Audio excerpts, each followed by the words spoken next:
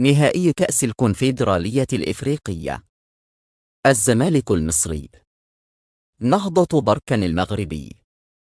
مباراة الإياب الأحد 19 ماي 2024 على الساعة 8 مساء بتوقيت المغرب، 9 مساء بتوقيت مصر، 10 مساء بتوقيت مكة المكرمة.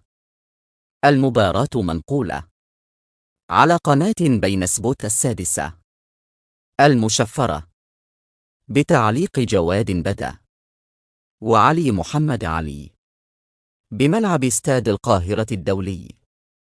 تجدر الإشارة مباراة الذهاب انتهت بفوز نهضة بركان على الزمالك ب2-0.